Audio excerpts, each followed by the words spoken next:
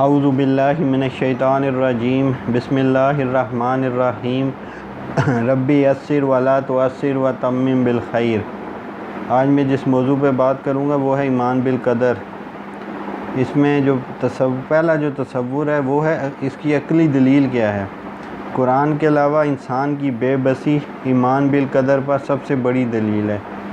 سورہ واقعہ کی آیت نمبر 83 سے لے کے 87 میں اللہ تعالیٰ نے اس کو بیان کیا ہے، فَلَوْلَا إِذَا بَلَغَتِ الْحُلْقُومَ، پس جب کہ روح نرخرے تک پہنچ جائے، وَأَنْتُمْ حِينَئِذٍ تَنظُرُونَ، اور تم اس وقت آنکھوں سے دیکھتے رہو، وَنَحْنُ أَقْرَبُ إِلَيْهِ مِنْكُمْ وَلَكِنْ لَا تُبْصِرُونَ، ہم اس شخص سے بنسبت تمہارے بہت زیادہ قریب ہوتے ہیں لیکن تم نہیں دیکھ سکتے۔ فَلَوْلَا إِن كُنْتُمْ غَيْرَ مَدِينِينَ، پس اگر تم کسی کے زیر فرمان نہیں، ترجعونها إن كنتم صادقین، اور اس قول میں سچے ہو تو ذرا اس روح کو تو لوٹاؤ۔ اور تصور نمبر 2 جو ہے وہ ہے ایمان بالقدر کا ہمہ گیر تصور۔ تقدیر پر ایمان یہ ہے کہ اللہ تعالیٰ کے پاس ہر امر کا علم ہے، تمام امور لکھے ہوئے ہیں، کوئی امر اللہ کی چاہت کے بغیر سرزد نہیں ہو سکتا، اور اللہ ہی تمام امور کے خالق ہیں۔ یہ بنیادی طور پر 4 کمپوننٹس ہیں۔ پہلا ہے ہر امر اللہ کے علم میں ہے۔ سورہ انعام کی آیت نمبر 59 میں ہے، وَعِندَهُ مَفَاتِحُ الْغَيْبِ لَا يَعْلَمُهَا إِلَّا هُوَ وَيَعْلَمُ مَا فِي الْبَرِّ وَالْبَحْرِ وَمَا تَسْقُطُ مِنْ وَرَقَةٍ إِلَّا يَعْلَمُهَا وَلَا حَبَّةٍ فِي ظُلُمَاتِ الْأَرْضِ وَلَا رَطْبٍ وَلَا يَابِسٍ إِلَّا فِي كِتَابٍ مُبِينٍ، اور اللہ تعالیٰ ہی کے پاس ہیں غیب کی کنجیاں، خزانے، ان کا کوئی نہیں جانتا بجز اللہ کے، اور وہ تمام چیزوں کو جانتا ہے جو کچھ خشکی میں ہے اور جو کچھ دریاؤں میں ہے، اور کوئی پتہ نہیں گرتا مگر وہ اس کو بھی جانتا ہے، اور کوئی دانہ زمین کے تاریک حصوں میں نہیں پڑتا، اور نہ کوئی تر اور نہ کوئی خشک چیز گرتی ہے مگر یہ سب کتاب مبین میں ہیں۔ دوسرا کمپوننٹ ہے ہر امر لکھا ہوا ہے۔ سورہ حدید کی آیت نمبر 22 میں ہے، ما اصاب من مصیبت فی الارض ولا فی انفسکم الا فی کتاب من قبل ان نبرأها ان ذلک علی اللہ یسیر، نہ کوئی مصیبت دنیا میں آتی ہے نہ خاص تمہاری جانوں میں مگر اس سے پہلے ہم اس کو پیدا کریں، وہ ایک خاص کتاب میں لکھی ہوئی ہے، یہ کام اللہ تعالیٰ پر بالکل آسان ہے۔ تیسرا کمپوننٹ ہے ہر امر اللہ کی چاہت سے ہی سرزد ہوتا ہے۔ سورہ تکویر کی آیت نمبر 29 میں ہے، وَمَا تَشَاءُونَ إِلَّا أَن يَشَاءَ اللَّهُ رَبُّ الْعَالَمِينَ، اور تم بغیر پروردگار عالم کے چاہے کچھ نہیں چاہ سکتے۔ اور جو چوتھا کمپوننٹ ہے اس کا وہ ہے ہر امر اللہ کا تخلیق شدہ ہے۔ سورہ صافات کی آیت نمبر 96 میں ہے، وَاللَّهُ خَلَقَكُمْ وَمَا تَعْمَلُونَ، حالانکہ تمہیں اور تمہاری بنائی ہوئی چیزوں کو اللہ ہی نے پیدا کیا ہے۔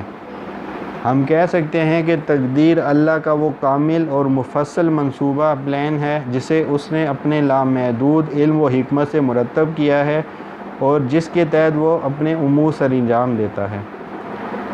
تصور نمبر 3 ہے ایمان بالقدر کے ضمن میں جو غلط تصورات ہیں۔ اس میں بنیادی طور پہ 2 تصور ہیں، ایک قدریہ اور ایک جبریہ۔ قدریہ اور ان کا قرآن سے استدلال۔ قدریہ کے نزدیک انسان اپنے معاملات میں کلی اختیار رکھتا ہے اور کسی معاملے میں محض مجبور نہیں ہے، اور اس کے لیے وہ قرآن سے استدلال کرتے ہیں کہ سورہ بقرہ کی آیت نمبر 79 میں ہے، فَوَيْلٌ لِّلَّذِينَ يَكْتُبُونَ الْكِتَابَ بِأَيْدِيهِمْ ثُمَّ يَقُولُونَ هَٰذَا مِنْ عِندِ اللَّهِ لِيَشْتَرُوا بِهِ ثَمَنًا قَلِيلًا فَوَيْلٌ لَّهُم مِّمَّا كَتَبَتْ أَيْدِيهِمْ وَوَيْلٌ لَّهُم مِّمَّا يَكْسِبُونَ، ان لوگوں کے لیے ویل ہے جو اپنے ہاتھوں کی لکھی ہوئی کتاب کو اللہ تعالیٰ کی طرف کی کہتے ہیں اور اس طرح دنیا کماتے ہیں، ان کے ہاتھوں کی لکھائی کو اور ان کی کمائی کو ویل، ہلاکت اور افسوس ہے۔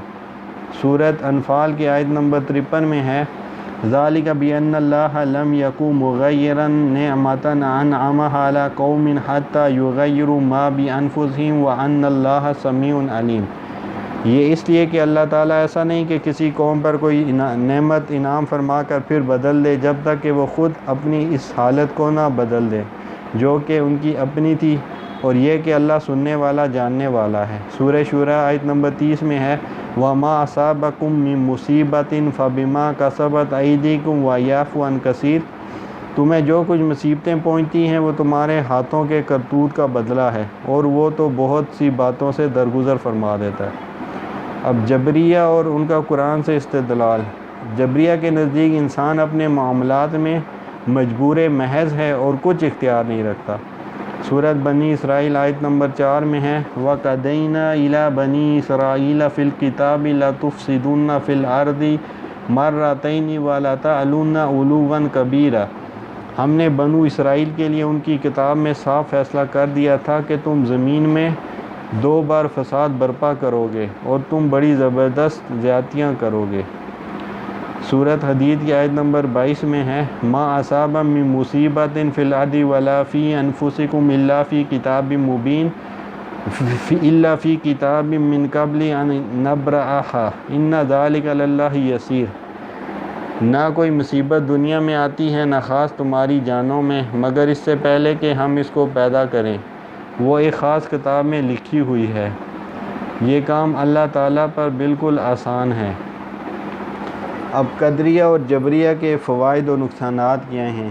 بنیادی طور پہ یہ دونوں نظریات جو ہیں گمراہ کن ہیں، لیکن ان میں کچھ فوائد بھی ہیں اور کچھ نقصانات بھی ہیں۔ قدریہ میں جو فائدہ ہے وہ ہے کہ اس عقیدے کے ماننے والے عمل پر آمادگی ہوتی ہے ان میں، اور جبریہ میں ہے کہ اس سے عاجزی اور انکساری پیدا ہوتی ہے، اور دیریت سے حفاظت اور خدا پر ایمان کا بچاؤ اور نقصان کی صورت میں بھی اطمینان رہتا ہے۔ اور قدریہ میں نقصانات یہ ہیں کہ اس سے تکبر پیدا ہوتا ہے کہ سارے عمل میں خود کر رہا ہوں، سارا اختیار میرے پاس ہے، اور دیریت کی طرف میلان اور حتمی نتیجہ خدا پر ایمان کا انکار اور نقصان کی صورت میں پریشانی۔ جبکہ جبریہ میں جو نقصان ہے وہ ہے عمل سے دور ہو جاتا ہے۔ جب ایک بندہ یہ سوچے گا کہ سب کچھ کرنے والا اللہ تعالیٰ کی ذات ہے اور ہم تو محض مجبور ہیں، تو وہ عمل کبھی بھی نہیں کرے گا۔ اب مغربی تہذیب بنیادی طور پر قدریہ سوچ پر عمل پیرا ہے کہ سب کچھ ہم نے ہی کرنا ہے، خدا کا اس میں کوئی عمل دخل نہیں ہے، اور جو جدید سائنسی ترقی ہے اس کی وجہ سے ان کا جو یہ سوچ ہے اس میں مزید پختگی پیدا ہوئی ہے۔ اور جو موجودہ مسلمانوں کی اکثریت جبریہ سوچ کی حامل ہے، وہ یہ کہتے ہیں کہ اللہ مالک ہے، سب کچھ اسی نے کرنا ہے، ہم نے کیا کرنا ہے، جس کی وجہ سے مسلمان عمل سے دور ہو گئے ہیں۔ اور تصور نمبر 4 جو ہے وہ تقدیر پر بحث کرنے کی ممانعت۔ حضرت ابو ہریرہ رضی اللہ عنہ روایت کرتے ہیں کہ رسول اللہ صلی اللہ علیہ وسلم ہمارے پاس تشریف لائے اور ہم تقدیر پر بحث کر رہے تھے۔ اس پر آپ صلی اللہ علیہ وسلم کا چہرہ اقدس شدت غضب سے سرخ ہو گیا کہ گویا انار کے دانے آپ کے عارض اقدس پر نچوڑ دیے گئے ہوں۔ پھر آپ صلی اللہ علیہ وسلم نے فرمایا کیا تم کو اسی کا حکم دیا گیا ہے؟ کیا میں تمہارے طرف اسی چیز کے ساتھ بھیجا گیا ہوں؟ تم سے پہلی قومیں اسی وقت ہلاک ہوئیں جب انہوں نے اس مسئلہ قضا و قدر میں مباحثہ کیا۔ میں تمہیں قسم دیتا ہوں کہ آئندہ اس مسئلے میں بحث نہ کرنا۔ یہ حدیث جو ہے ترمذی میں کتاب القدر میں بیان ہوئی ہے۔ اس مسئلے میں بحث کرنے سے اس لیے منع کیا گیا ہے کہ جب اس پر بحث کی جائے گی تو جو مذہبی طبقہ ہوگا اس کا رجحان لا محالہ جبریہ نظریے کی طرف، اور جو لادین اور دیریہ نظریات والے لوگ ہوں گے ان کا رجحان لا محالہ قدریہ نظریے کی طرف ہو جائے گا۔ اب دنیا میں انجینئر پلان بناتے ہیں، اسے عام بندہ نہیں سمجھ سکتا۔ کسی بلڈنگ کا جو کنسٹرکشن کا پلان ہے اسے عام آدمی نہیں سمجھ سکتا، تو پھر لوح محفوظ کا جو پلان ہے جو ایک اس ہستی نے بنایا ہے جو کلی علم رکھتی ہے، اس کو ایک محدود علم رکھنے والا انسان کیسے سمجھ سکتا ہے جو محدود علم و سوچ رکھتا ہے؟ ایک مصنف نے جب کوئی تحریر لکھنا ہوتی ہے تو وہ اپنے ماحول کا طلبگار ہوتا ہے کہ ماحول پرسکون ہو، قلم اور کاغذ اس کے پاس موجود ہو۔ اور تصور نمبر 5 ہے کہ اس مسئلے کا حل کیا ہے۔ علامہ اقبال کا ایک شعر ہے تقدیر کے پابند نباتات و جمادات، مومن فقط احکام الہی کا ہے پابند۔ علامہ اقبال اس شعر میں کہہ رہے ہیں کہ تقدیر کی پابندی کرنا نباتات و جمادات کا کام ہے، جبکہ مومن پر اس کی پابندی کرنا لازمی نہیں ہے۔ دنیا میں اللہ نے دو طرح کے احکامات جاری کیے ہیں، ایک ہیں احکامات شریعت اور دوسرے ہیں احکامات قضا و قدر۔ ہم جو ہیں مکلف ہیں احکامات شریعت کے ہیں یا قضا و قدر کے؟ تو ہم جو ہے احکامات شریعت کا ہمیں پابند کیا گیا ہے اور ہم اسی کے مکلف ہیں اور ہمیں اسی کا علم دیا گیا ہے۔ جو احکامات قضا و قدر کے نہ تو ہم ان کے مکلف ہیں اور نہ ہی ہمیں اس کا علم دیا گیا ہے۔ تقدیر بے شک ہمیں پابند کر کے ہی رہے گی، جو اس نے کرنا ہے وہ کرے گی، لیکن ہم نے چاہتے ہوئے اسے فالو نہیں کرنا۔ علامہ اقبال کے ایک فارسی کا شعر ہے جس کا ترجمہ ہے، نقش حق الہی کو امر حق الہی سے توڑ دو، جیسے دوست کے آئینے کو دوست کے پتھر سے توڑ دو۔ ہم نے تقدیر کو فالو نہیں کرنا، اللہ ہی ہمیں حکم دیتا ہے کہ تقدیر کے خلاف کرو تو ہم اس کے خلاف کریں گے۔ یہ ہماری ذمہ داری ہے کہ کئی مقامات پر ہم نے تقدیر کے خلاف کام کرنا ہے۔ اب میرا بچہ جو ہے نماز پڑھ رہا ہے، اللہ کی تقدیر میں ہے کہ یہ نماز پڑھے گا اور یہ اللہ کی شریعت کے تابع ہے۔ جب تقدیر اور شریعت کے درمیان کنفلکٹ آئے تو ہم تقدیر کے خلاف لڑیں گے۔ اب بچہ نماز نہیں پڑھ رہا تو ہم یہ نہیں کہیں گے کہ تقدیر میں لکھا ہوا ہے کہ وہ نہیں پڑھے گا، بلکہ ہم اسے کہیں گے کہ پڑھو۔ اب تقدیر میں کیا لکھا ہے ہم نہیں جانتے، لیکن بعض اوقات ہمیں نظر آ رہا ہوتا ہے کہ تقدیر میں یہ لکھا ہے، لیکن ہم ولنگلی اس کو فالو نہیں کریں گے بلکہ شریعت کو فالو کریں گے۔ اب قرآن میں سورہ کاف کی آیت نمبر 65 سے 82 تک اس مسئلے کو بڑی وضاحت کے ساتھ اس کو سمجھایا گیا ہے۔ پس ہمارے بندوں میں سے ایک بندے کو پایا جسے ہم نے اپنے پاس کی خاص رحمت عطا کر رکھی تھی اور اسے اپنے پاس سے خاص علم سکھا رکھا تھا۔ اس سے موسیٰ علیہ السلام نے کہا کہ میں آپ کی تابعداری کروں کہ آپ مجھے اس نیک علم کو سکھا دیں جو آپ کو سکھایا گیا ہے۔ اس نے کہا میرے ساتھ ہرگز صبر نہیں کر سکتے، اور جس چیز کو آپ نے اپنے علم میں نہ لیا ہو اس پر صبر کر بھی کیسے سکتے ہیں؟ موسیٰ علیہ السلام نے جواب دیا کہ انشاءاللہ آپ مجھے صبر کرنے والوں آپ پائیں گے اور کسی بات میں آپ کی نافرمانی نہ کروں گا۔ اس نے کہا اچھا، اگر آپ میرے ساتھ ہی چلنے پر اصرار کرتے ہیں تو یاد رہے کسی چیز کی نسبت مجھ سے کچھ نہ پوچھنا جب تک کہ میں خود اس کی نسبت کوئی تذکرہ نہ کروں۔ پھر وہ دونوں چلے یہاں تک ایک کشتی میں سوار ہوئے تو اس شخص نے اس کشتی کے تختے توڑ دیے۔ موسیٰ علیہ السلام نے کہا کیا آپ اسے توڑ رہے ہیں تاکہ کشتی والوں کو ڈبو دیں؟ یہ تو آپ نے بڑی خطرناک بات کر دی۔ اس نے جواب دیا کہ میں نے تو پہلے ہی تجھ سے کہہ دیا تھا کہ تو میرے ساتھ ہرگز صبر نہ کر سکے گا۔ موسیٰ علیہ السلام نے جواب دیا کہ میری بھول پر مجھے نہ پکڑیے اور مجھے اپنے کام میں تنگی میں نہ ڈالیں گے۔ پھر دونوں چلے یہاں تک ایک لڑکے کو پایا، اس شخص نے اسے مار ڈالا۔ موسیٰ علیہ السلام نے کہا آپ نے ایک پاک جان کو بغیر کسی جان کے عوض مار ڈالا، بے شک آپ نے تو بڑی ناپسندیدہ حرکت کی۔ وہ کہنے لگے کہ میں نے تم سے نہیں کہا تھا کہ تم میرے ہمراہ رہ کر ہرگز صبر نہیں کر سکتے۔